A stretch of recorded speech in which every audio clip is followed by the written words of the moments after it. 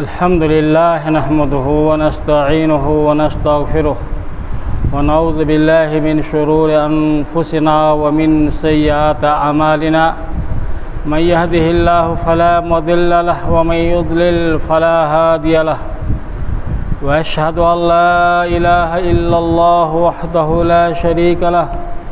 وأشهد أن محمدًا عبده ورسوله أما بعد فإن خير الحديث كتاب الله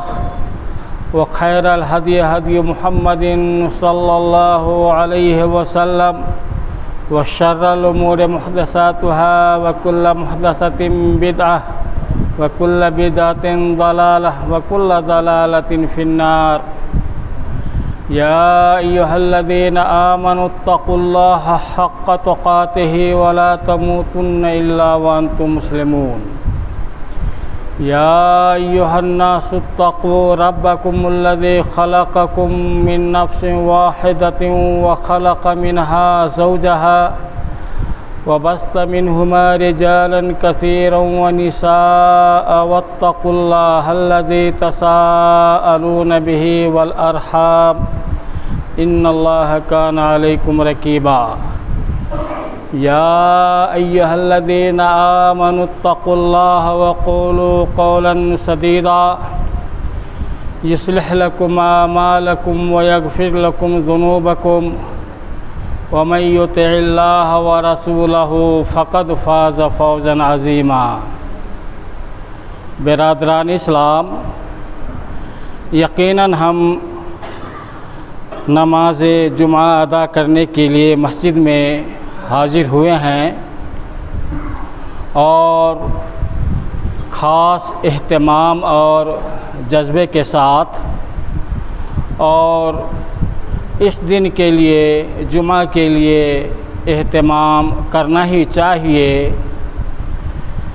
اچھے سے اچھے لباس اور بہترین سے بہترین خوشبوئیں لگا کر مسجد میں حاضر ہونے کی کوشش کرنی چاہیے، کیونکہ اس دن کی بہت ہی بڑی فضیلت ہے، اور خاص کر نبی کریم صلی اللہ علیہ وسلم نے بھی جمعہ کے دن اور جمعہ کے لیے اہتمام کرنے کا حکم دیا ہے۔ بلکہ عید کے لیے جو ہم تیاری کرتے ہیں اور عید کے دن جو عیدین کے لیے اچھے لباس پہنتے ہیں، عیدگاہ جاتے ہیں، اس سے کہیں بڑھ کر فضیلت اور اہتمام جمعے کے دن کا ہے۔ اسی لیے ہم میں سے ہر کوئی اس کا اہتمام کرے۔ نبی کریم صلی اللہ علیہ وسلم کا طریقہ تھا کہ آپ صلی اللہ علیہ وسلم جمعہ کے لیے الگ سے خاص لباس رکھا کرتے اور آپ استعمال کرتے تھے۔ اسی طرح خلفائے راشدین کا بھی طریقہ رہا ہے۔ دوسری اہم بات یہ ہے کہ جمعہ کی نماز کوئی غیر نماز نہیں ہے، بہت ہی اہم نماز اور بہت ہی عظیم الشان دن والی نماز ہے۔ اس لیے اللہ تعالیٰ نے مسلمانوں کو خاص طور سے جمعہ کے دن مسجد میں حاضر ہونے اور مسجد میں جلد سے جلد حاضر ہونے کا حکم دیا ہے۔ اللہ تعالیٰ نے قرآن مجید کے اندر اللہ تعالیٰ کا فرمان ہے، یا ایھا الذین آمنوا اذا نودی للصلاۃ من یوم الجمعۃ فاسعوا الی ذکر اللہ وذروا البیع ذالکم خیر لکم ان کنتم تعلمون۔ کہ اے ایمان والو، جب جمعہ کے دن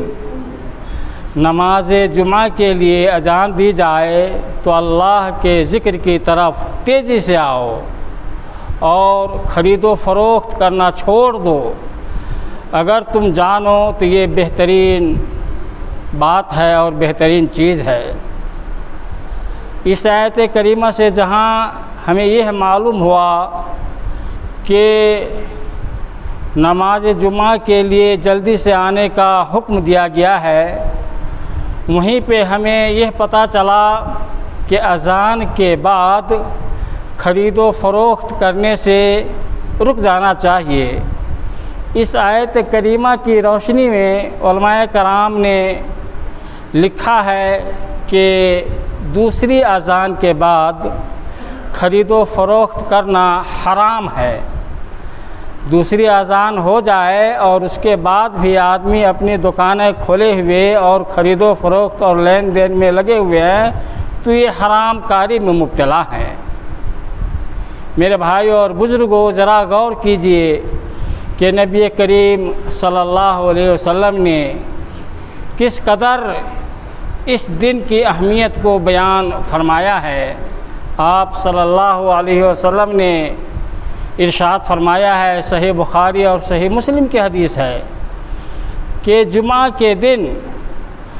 مسجد کے ہر دروازے پہ فرشتے رجسٹر لے کر بیٹھ جاتے ہیں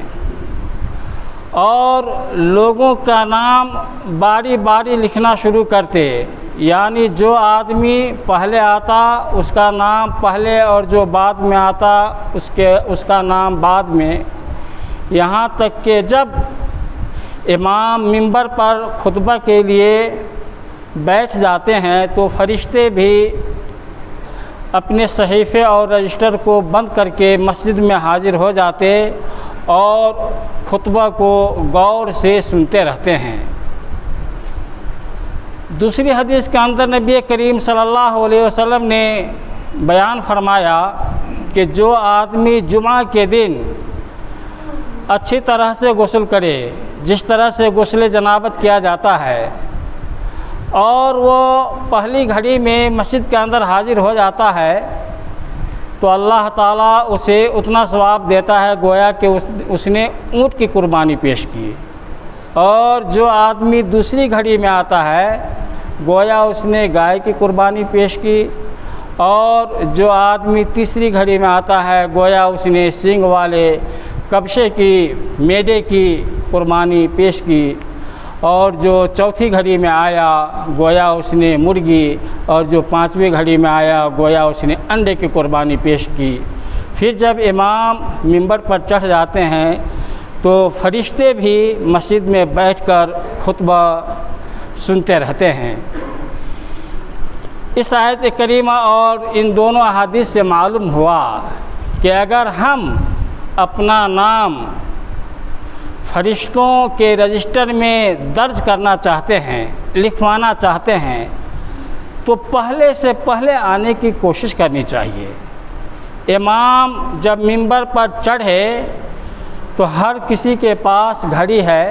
اور جانتے ہیں کہ کتنے بجے سے خطبہ شروع ہوتا ہے۔ ذرا اگر اس کا خیال رکھ لیا جائے تو جو آدمی اہتمام کرے تو بھائیوں اور بزرگوں اس کا نام فرشتے کے رجسٹر میں درج ہو جائے گا۔ اسی طریقے سے پہلے جو سب سے پہلے آتے ہیں، جمعہ کی جو فضیلت ہے اس کے علاوہ قربانی کے اونٹ کی قربانی، گائے کی قربانی اور جانوروں کی قربانی کا بھی ثواب ملتا ہے، لیکن یہ سب ثواب اس وقت ملے گا جب امام منبر پر نہ چڑھے ہوں۔ اگر خطبہ شروع ہو چکا ہے تو اس کے بعد الگ مسئلہ ہے اور اس کے الگ احکام ہیں، لیکن جو آدمی اہتمام کرے اور جلدی کرے اور اللہ تعالیٰ نے جلدی سے آنے کا حکم دیا ہے تو ہمیں اور آپ کو چاہیے کہ جمعہ کے دن کا خاص اہتمام کریں۔ اب سوال یہ ہے کہ امام منبر پر چڑھ جائے تو آدمی مسجد میں آنے والا کیا کرے؟ سنت یہ ہے کہ آدمی جس وقت بھی امام اگر خطبہ دے رہے ہوں تو آتے ہی ہلکی 2 رکعت تحیۃ المسجد پڑھے، ہلکی 2 رکعت تحیۃ المسجد پڑھے اور بیٹھ جائے۔ اسی طریقے سے سنت کا طریقہ یہ ہے بھائیوں اور بزرگوں کہ اگر خطبہ شروع ہو چکا ہے اور امام خطبہ دے رہا ہے تو اس وقت بالکل سکون کے ساتھ، اطمینان کے ساتھ، بغیر کسی حرکت کے، بغیر کسی چیز میں مشغول ہونے اور بیزی ہونے سے رک کر کے آدمی خطبہ کو سنے۔ یہ نہیں کہ خطبہ شروع ہو چکا ہے اور آدمی پیچھے سے آ رہے ہیں اور آدمی کو کہہ رہا ہے کہ ذرا بھائی ہٹو، راستہ دو، اور چھلانگتے پھلانگتے آگے آنے کی کوشش کر رہا ہے، تو اس کا الگ مسئلہ ہے، اس کے لیے بہت ہی بڑی وعید ہے۔ بلکہ جمعہ کے دن جب امام منبر پر چڑھ جائے اور خطبہ شروع ہو جائے تو اس کے بعد کسی کو اشارے سے بھی چپ رہنے یا رک جانے کا حکم دینا بھی منع کیا گیا ہے اور اسے لغو حرکت قرار دیا ہے۔ حضرت ابو ہریرہ رضی اللہ تعالی عنہ بیان فرماتے ہیں کہ نبی کریم صلی اللہ علیہ وسلم نے فرمایا، اذا قلت لصاحبك یوم الجمعۃ انصت والامام یخطب فقد لغوت، رواہ البخاری و مسلم، کہ جمعہ کے دن خطیب خطبہ دے رہا ہے اور تم اپنے ساتھ بیٹھے ہوئے آدمی کو کہا کہ چپ ہو جاؤ، رک جاؤ، تو نے غلط حرکت کی۔ اور غلط حرکت کرنے کے بعد یہ نہیں کہ اس کا گناہ نہیں ہوتا ہے، بلکہ جس نے دوران خطبہ غلط حرکت کی، کسی کو چپ رہنے کا حکم دیا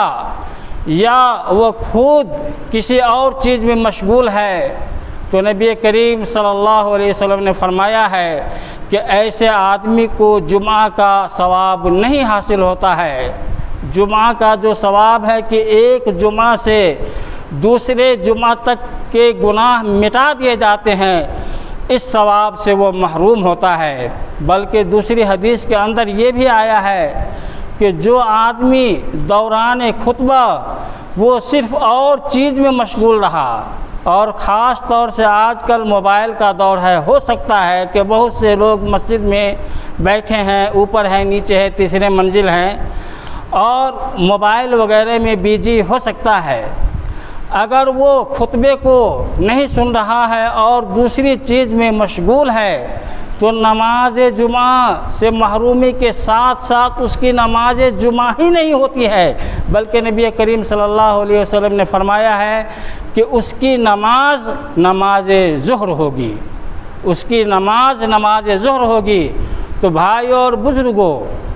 جمعہ کے دن کا خاص اہتمام کریں اور خاص طور سے خطبہ سننا واجب ہے۔ ایک ہفتہ کے بعد یہ دن آتا ہے اور خطبہ دیا جاتا ہے تاکہ مسلمان اپنے حالات کو سدھار سکے اور جو خطیب کہہ رہے ہیں 8 دن پہ سننے کا موقع ملتا ہے اسے عملی طور پہ جامع پہنانے کی کوشش کرے۔ بہت سے لوگ ایسے ہیں، دیکھیے آج بھی میں کہہ رہا ہوں کہ دوران خطبہ آدمی چپ چاپ رہے، گردن نہ چھلانگے، لیکن بہت سے لوگ ابھی بھی نظر آ رہے ہیں کہ وہ پیچھے ہیں اور چھلانگتے ہوئے نظر آ رہے ہیں۔ تو بھائی اور بزرگوں، ایسی حرکت بالکل غلط ہے، نماز جمعہ سے آدمی محروم ہو جائے گا۔ حضرت ابی بن کعب رضی اللہ تعالی عنہ بیان فرماتے ہیں کہ میں ایک جمعہ مسجد نبوی میں نماز جمعہ کے ادا کرنے کے لیے گیا۔ نبی کریم صلی اللہ علیہ وسلم خطبہ دے رہے تھے اور آپ نے دوران خطبہ اللہ تعالیٰ کے بڑے ایام، یعنی جن میں بڑے بڑے واقعات اور حادثات ہوئے ہیں، ذکر فرمایا اور ہمیں یاد کرائے، اور آپ نے سورہ ملک تبارک الذی کی تلاوت کی۔ جب سورہ ملک کی تلاوت کی تو ابو ذر غفاری رضی اللہ تعالیٰ عنہ میری طرف دیکھے اور آنکھ کے اشارے سے پوچھا کہ یہ سورہ ملک کب نازل ہوئی؟ کیونکہ ابو ذر غفاری رضی اللہ تعالیٰ عنہ پہلی مرتبہ سنے تھے، اور اس نے پوچھ دیا اور نبی کریم صلی اللہ علیہ وسلم خطبہ دے رہے ہیں۔ ابی بن کعب کہتے ہیں کہ میں نے اشارہ سے اسے چپ رہنے کا حکم دیا۔ پھر خطبہ اور نماز ختم ہوئے۔ نماز کے بعد ابو ذر نے کہا کہ اے ابی بن کعب، میں نے آپ سے پوچھا تھا کہ یہ سورہ ملک کب نازل ہوئی اور آپ نے بتایا بھی نہیں اور آپ مجھے چپ رہنے کا حکم دیا۔ ابی بن کعب نے کہا کہ اے ابو ذر، آج تمہیں جمعہ کے نماز سے کچھ ثواب نہیں ملا کیونکہ تم نے لغو اور غلط حرکت کی ہے۔ ابو ذر نے کہا کہ میں نے غلط حرکت اور غلط کام کیا ہی نہیں ہے، میں نے پوچھا تھا اور تم کہتے ہو کہ جمعہ کا ثواب ہی نہیں ملے گا۔ تو ابو ذر غفاری رضی اللہ تعالی عنہ نبی کریم صلی اللہ علیہ وسلم کے پاس آتے ہیں اور واقعہ بیان کرتے ہیں، تو نبی کریم صلی اللہ علیہ وسلم نے فرمایا صدق ابی، کہ ابی نے جو کہا ہے کہ تجھے جمعہ کا اجر نہیں ملے گا تو یہ صحیح کہا ہے۔ برادران ملت، جمعہ کے دن اور جمعہ کے نماز کا خاص اہتمام کریں۔ اگر خطبہ شروع ہو چکا ہے، جو لوگ پیچھے ہیں پیچھے رہیں، تیسری منزل ہے دوسری منزل ہے وہاں جائیں اور آگے چھلانگ کر کے پھلانگ کر کے آنے کی کوشش نہیں کریں۔ اگر آنا ہی ہے تو سب سے پہلے آئیے، مسجد خالی رہتی ہے، ثواب بھی ملے گا، فرشتے کے رجسٹر میں نام بھی درج رہے گا۔ اور اگر خطبہ شروع ہو چکا ہے تو چپ چاپ سکون سے آدمی اپنی جگہ لے اور 2 رکعت نماز پڑھ کر کے بیٹھ جائے اور جتنے ہو سکے خطبہ جو ہے سنے۔ نبی کریم صلی اللہ علیہ وسلم نے فرمایا ہے کہ جمعہ کے دن 3 طرح کے لوگ مسجد میں آتے ہیں۔ ابن ماجہ کی حدیث ہے، نبی کریم صلی اللہ علیہ وسلم نے فرمایا کہ جمعہ کے دن 3 طرح کے لوگ مسجد میں حاضر ہوتے ہیں۔ ایک قسم کے وہ لوگ کہ مسجد میں آتے ہی وہ اور کام میں بیزی ہو جاتا ہے، تو اسے جمعہ سے اور جمعہ کی نماز سے کوئی تعلق نہیں، کوئی اجر اور ثواب نہیں ملا۔ دوسرے قسم کے وہ لوگ کہ مسجد میں آتے ہیں اور زیادہ سے زیادہ اللہ تعالیٰ سے دعا مانگنا شروع کرتے ہیں،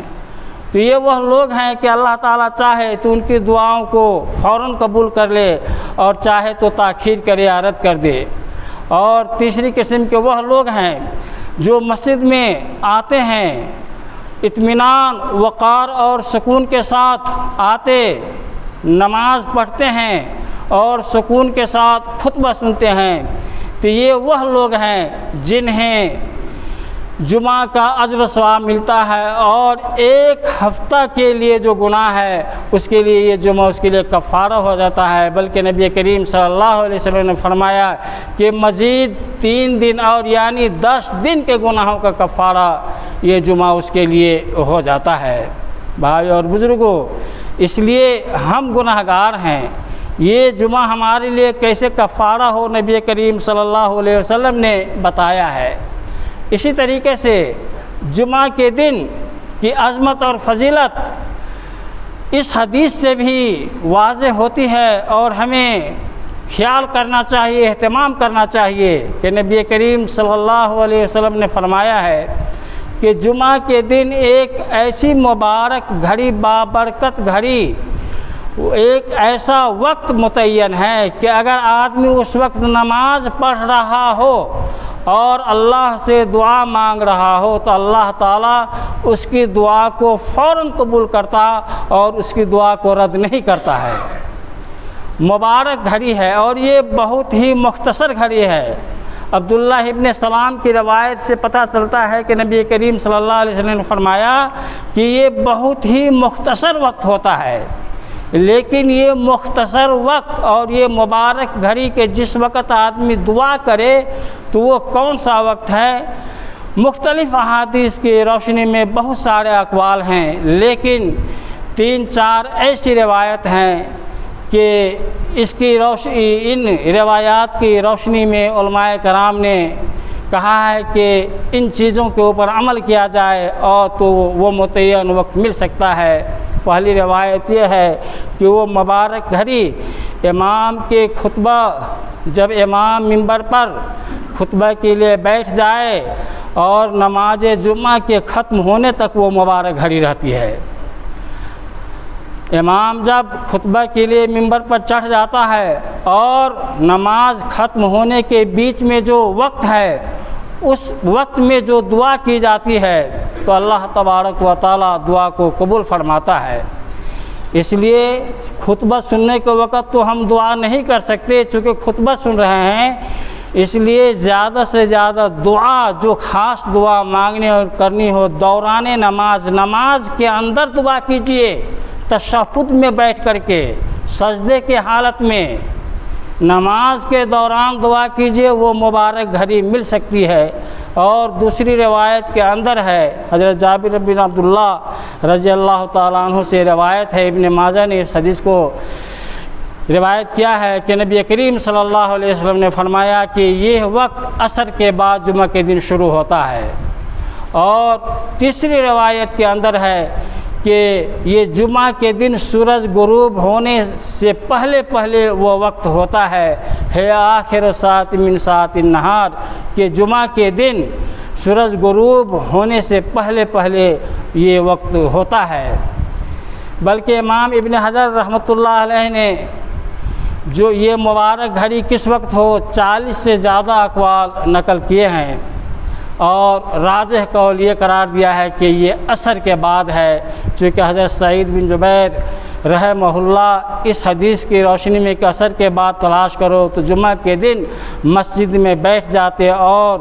سورج ڈوب جاتا، اس وقت تک وہ ذکر الہی میں نماز میں مشغول رہتے اور دعائیں کیا کرتے تھے۔ بلکہ امام ابن القیم رحمہ اللہ نے کہا ہے کہ یہ مبارک گھڑی شب قدر کی طرح ہے، جس طریقے سے شب قدر رمضان کے آخری عشرے میں ہے، 5 طاق راتوں میں سے کسی ایک رات، لیکن کس رات ہے کسی کو علم نہیں ہے، اسی طریقے سے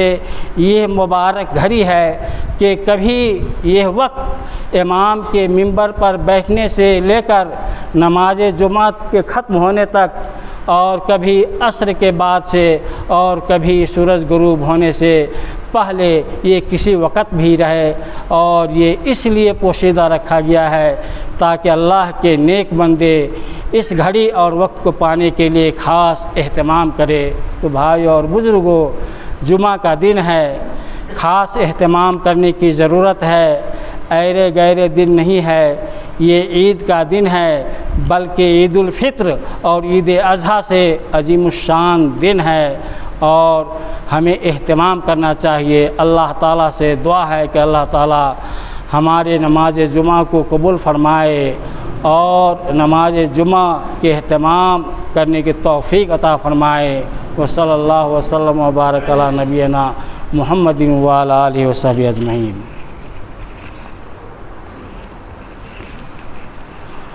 الحمد للہ نحمدہ ونستعینہ ونستغفرہ ونعوذ باللہ من شرور انفسنا ومن سیئات اعمالنا، من یہدہ اللہ فلا مضل لہ ومن یضلل فلا ہادی لہ،